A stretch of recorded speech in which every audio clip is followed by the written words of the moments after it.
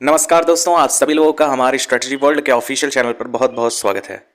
आज की डेट में लेखपाल भर्ती के सभी अभ्यर्थियों के लिए बहुत बड़ी खुशखबरी निकलकर सामने आ चुकी है। आज लगभग 60 से 70 विद्यार्थी बहुत सारे जनपदों से लखनऊ को पहुंचे थे। लखनऊ के पिकअप भवन में सारा धरना प्रदर्शन किया गया है। इसके सापेक्ष आपको कुछ एविडेंस दिखाएंगे। आप स्क्रीन पर देख पा रहे होंगे, ये सभी अभ्यर्थियों ने एक बहुत बड़ा काम किया है आप सभी लोगों के लिए। इन्हीं की वजह से लगभग जो है रिजल्ट आपका बहुत जल्दी आने वाला है। आज जो भी कुछ हुआ है हम आपको फुल डिटेल वो भी प्रूफ के साथ दिखाने वाले हैं। तो चैनल पर नया है तो सब्सक्राइब कर लीजिएगा, और किसी भी तरह का आपके मन में कोई क्वेरी होगा तो आपके लिए कमेंट सेक्शन खोला गया है, आप कमेंट सेक्शन में पूछ सकते हैं। आज सारा मामला क्लियर हो चुका है और सचिव से सीधे वार्ता की गई, और जो भी वार्ता में हुआ आप खुद सुनिए, तब आपको एक आइडिया लगेगा।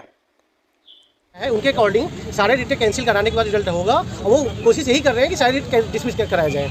और एक बात ये भी है, मार्च क्रॉस भी नहीं होगा, उनकी उम्मीद ये है कि मार्च के अंदर ही अंदर फाइनल करवा देंगे। और बहुत पोलाइटली उन्होंने बात को रखी है, और अच्छे से हम लोग का सपोर्ट भी कर रहे हो कि हम खुद चाहते हैं कि लेखपाल की भर्ती जल्दी क्लियर हो।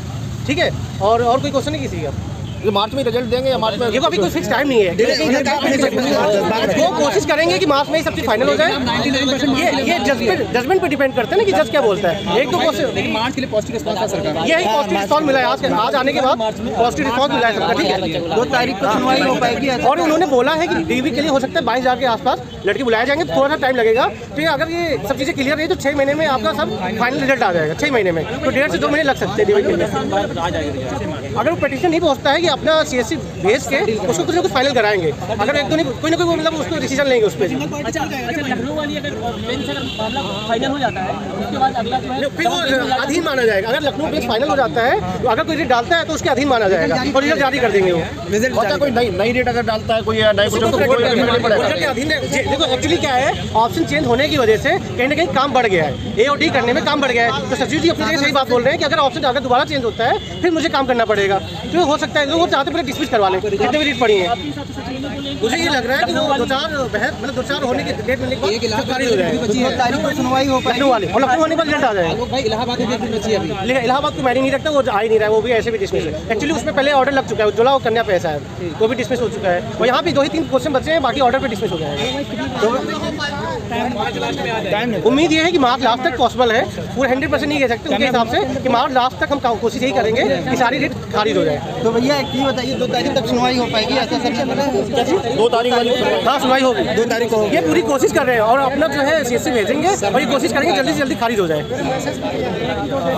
उन्होंने मैसेज भी दिखाया है कि वो इस लेखपाल को लेकर कहीं वो एक्टिव होते हैं। मैसेज में क्या था? मैसेज में ये था कि अपने वकील या सीएससी से बात की है, वो बोले उसको जो है जल्दी एक्शन लेके उसको कहीं ना कहीं डिसमिस कराया जाए। डेट फिक्स नहीं बताया कि मार्च ही हो, पर वो कोशिश करेंगे। नेक्स्ट डेट लग जाएगी 2 मार्च के बाद फिर नई तारीख मिलेगी। तो साथियों, आप सभी लोगों ने सचिव जी के मतलब एक तरह से जुबानी ही बोलेंगे, आपने सारी बातें सुनी। आपको जो भी लग रहा हो आप कमेंट सेक्शन में ज़रूर बताइएगा। फिलहाल आपको डिटेल से मामला समझाने की कोशिश करते हैं। जैसे कि 21 जुलाई के डेट में आप लोगों का परीक्षा कंडक्ट करवाया गया था लेखपाल भर्ती का। उसके बाद फिर लगातार बहुत सारे न्यूज़ निकल कर सामने आए, जिसमें ये देखा गया कि कई सारे छात्र नकल करते हुए पाए गए थे।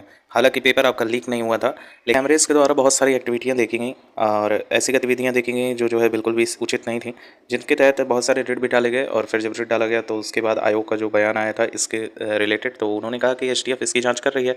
और एसटीएफ की जाँच जब कंप्लीट हुई तो उसमें ये मामला सामने आया कि 3,000 से अधिक विद्यार्थियों को संदिग्ध पाया गया है।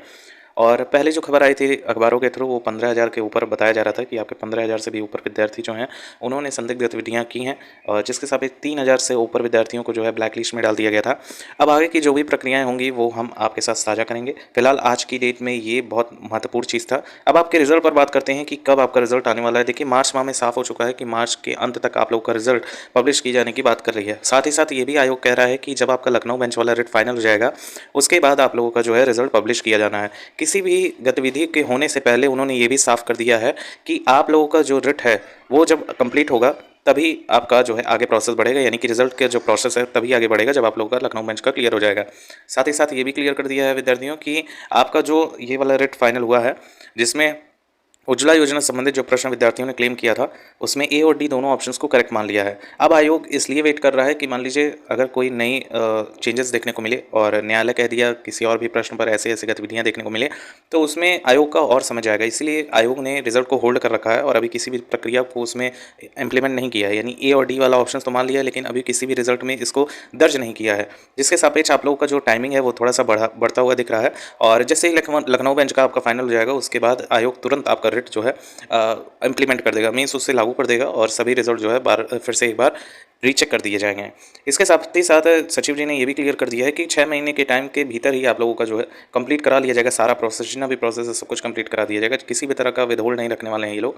और लेखपाल भर्ती प्रायोरिटी में रखी जा रही है आयोग की तरफ से और अगला जो रिजल्ट होने वाला है वो लेखपाल भर्ती का भी होने वाला है, ऐसा भी सचिव जी ने कहा है।